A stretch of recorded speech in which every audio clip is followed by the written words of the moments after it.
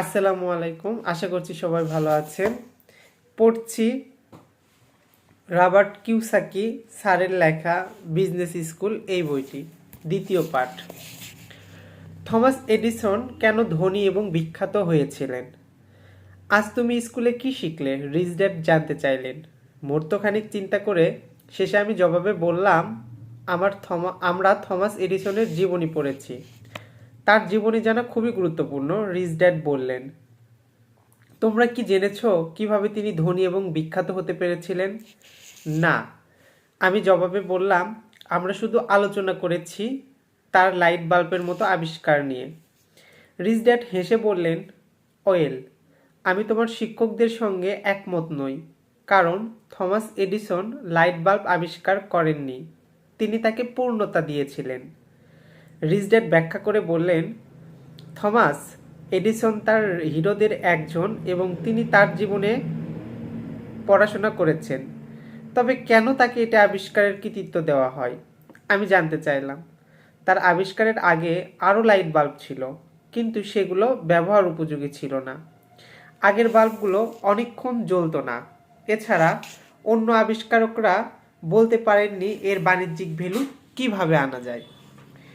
বাণিজ্যিক ভ্যালু আমি হতবাক হয়ে জানতে চাইলাম। অন্যভাবে বলা যায়, অন্য আবিষ্কারকরা জানতেন না কিভাবে আবিষ্কার থেকে টাকা কামাই করা যায়, এবং থমাস এডিসন যা করেছেন রিচ ড্যাড যোগ করলেন। তিনি প্রথম ব্যবহার উপযোগী লাইট বাল্ব তৈরি করলেন, এবং তিনি জানতেন কিভাবে এই বাল্বকে একটি ব্যবসায় পরিণত করা যায়। আমি উল্লেখ করলাম, রিচ ড্যাড মাথা নাড়লেন, এবং এটি তার বিজনেস সেন্স যা তার এতগুলো আবিষ্কারকে মিলিয়ন মিলিয়ন মানুষের কাজে লাগিয়েছে। থমাস এডিসন একজন আবিষ্কারক থেকে অনেক বেশি কিছু ছিলেন। তিনি ছিলেন জেনারেল ইলেকট্রিক এবং অনেক ধরনের বড় বড় কোম্পানির প্রতিষ্ঠাতা। তোমার শিক্ষক কি এগুলো ব্যাখ্যা করে বলেছেন? না, আমি জবাবে বললাম। আমার আশা ছিল তারা তা বলবেন। আমি এ বিষয়ে অধিক আগ্রহী ছিলাম। তার পরিবর্তে বিরক্ত ও বিস্মিত হয়ে ভাবছিলাম কিভাবে থমাস এডিসনের জীবন বাস্তবতার সঙ্গে সম্পর্কিত। তারা যদি বলতেন কিভাবে তিনি ধনী হয়েছিলেন, তাহলে আমি আরও আগ্রহী হয়ে উঠতাম এবং অধিক মনোযোগের সঙ্গে শুনতাম। রিচ ড্যাড হাসলেন এবং আমাকে বললেন কিভাবে আবিষ্কারক থমাস এডিসন একজন মিলিয়নার হতে পেরেছিলেন এবং হতে পেরেছিলেন একটি $1 বিলিয়ন কর্পোরেশনের প্রতিষ্ঠাতা। রিচ ড্যাড বলতে থাকলেন, এডিসন স্কুল থেকে ড্রপ আউট হয়েছিলেন কারণ তার শিক্ষকদের ধারণা ছিল স্কুলে সফলতা অর্জনের জন্য এডিসনের পর্যাপ্ত স্মার্ট ছিল না। তিনি যখন একজন তরুণ বালক হিসেবে রেল স্টেশনে ক্যান্ডি ও ম্যাগাজিন বিক্রির চাকরি নিলেন, তারপর তার সেলস স্কিল বাড়তে থাকলো। শীঘ্রই তিনি ট্রেনের পেছনে কামরায় বসে তার নিজের নিউজ পেপার ছাপানো শুরু করলেন এবং বালকদের একটি গ্রুপকে নিয়োগ করলেন শুধু ক্যান্ডি বিক্রির জন্য, তার নিউজ পেপারও বিক্রির জন্য। এভাবে বালক বয়সেই তিনি একজন কর্মচারী থেকে ব্যবসায়ী মালিক হয়ে উঠলেন এবং 1 বছরের মধ্যে 1 ডজন বালক নিয়োগ করতে পেরেছিলেন। এভাবেই থমাস এডিসন তার ব্যবসায়িক ক্যারিয়ার শুরু করলেন। আমি তাকে জিজ্ঞাসা করলাম। রিচ ড্যাড মাথা নাড়লেন এবং হাসলেন। শিক্ষকরা কেন আমাদের এসব বলেন না? আমি বললাম, আমরা তাহলে এই গল্প শুনতে ভালো লাগতো। আরও আছে। রিচ ড্যাড এডিসনের গল্প বলতে থাকলেন। কিছুদিনের মধ্যে ট্রেনের ভিতরে এই ব্যবসায় এডিসনের বিরক্ত লেগে গেল এবং কিভাবে মোর্স কোড প্রেরণ ও গ্রহণ করতে হয় তা নিয়ে লেখাপড়া শুরু করলেন, যাতে একজন টেলিগ্রাফ অপারেটর হতে পারেন। শীঘ্রই এডিসন হয়ে গেলেন সবচেয়ে সেরা টেলিগ্রাফ অপারেটর এবং তার টেলিগ্রাফ অপারেটরের স্কিল নিয়ে শহর থেকে শহর ঘুরতে থাকলেন।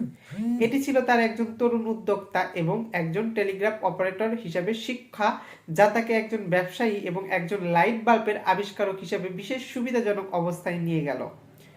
কিভাবে একজন টেলিগ্রাফ অপারেটরের স্কিল তাকে একজন ভালো ব্যবসায়ী হতে সাহায্য করেছিলেন? সন্দেহ হওয়াতে আমি জানতে চাইলাম কিভাবে এই গল্প আমাকে ধনী হতে সাহায্য করবে। আমাকে ব্যাখ্যা করার সময় দাও, রিচ ড্যাড বললেন।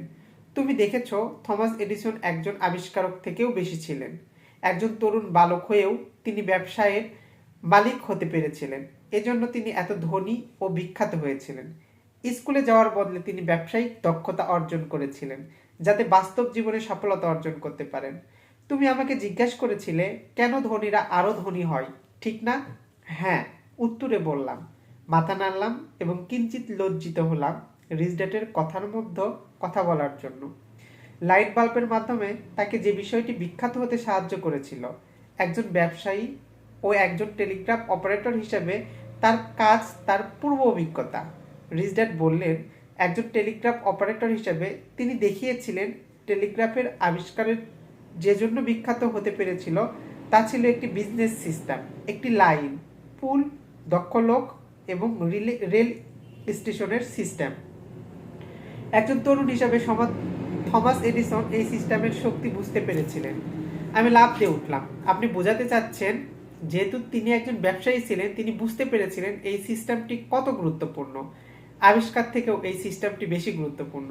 রিচ ড্যাড মাথা নাড়লেন। তুমি দেখছি অধিকাংশ লোক স্কুলে যায় এই সিস্টেমে একজন কর্মী হওয়ার শিক্ষা নিতে। তারা বৃহৎ চিত্রটি দেখতে ব্যর্থ হয়। অধিকাংশই দেখে তাদের চাকরির মূল্য, কারণ তারা এটাকে দেখে শিক্ষা গ্রহণ করে। তাই তারা গাছ দেখে কিন্তু জঙ্গল দেখে না। তাই বেশিরভাগ লোকই সিস্টেমের জন্য কাজ করে, কিন্তু সিস্টেমের মালিক হতে চায় না। আমি বললাম। রিচ ড্যাড সম্মত হয়ে মাথা নাড়লেন। তারা যা দেখে সবই হলো একটি পণ্যের আবিষ্কার, কিন্তু সিস্টেম নয়।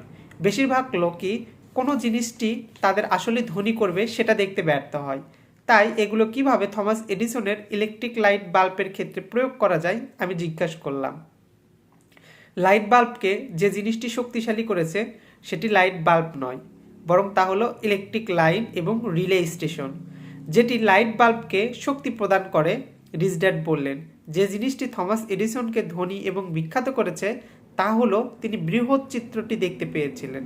যখন অন্যরা দেখছিল লাইট বাল্ব, তখন তিনি বৃহৎ চিত্রটি দেখছিলেন, কারণ তার ছিল ট্রেনে ব্যবসায়িক অভিজ্ঞতা এবং একজন টেলিগ্রাফ অপারেটর হিসাবে কাজ করার অভিজ্ঞতা। আমি জবাবে বলেছিলাম। রিচ ড্যাড মাথা নাড়লেন। তাই সিস্টেমটির জন্য অন্য একটি প্রতিশব্দ হলো নেটওয়ার্ক। যদি তুমি জানতে চাও কিভাবে ধনী হতে হয়, তোমাকে জানতে ও বুঝতে শুরু করতে হবে নেটওয়ার্কের শক্তি। বিশ্বের সবচেয়ে ধনী লোকেরা নেটওয়ার্ক তৈরি করে, অন্যের কাজ করার জন্য প্রশিক্ষণ গ্রহণ করে। বিশ্বের সবচেয়ে ধনী লোকেরা নেটওয়ার্ক তৈরি করে, অন্যের কাজ করার জন্য প্রশিক্ষণ গ্রহণ করে। এই অংশটি আমরা নেক্সট ভিডিওতে পড়ব ইনশাআল্লাহ।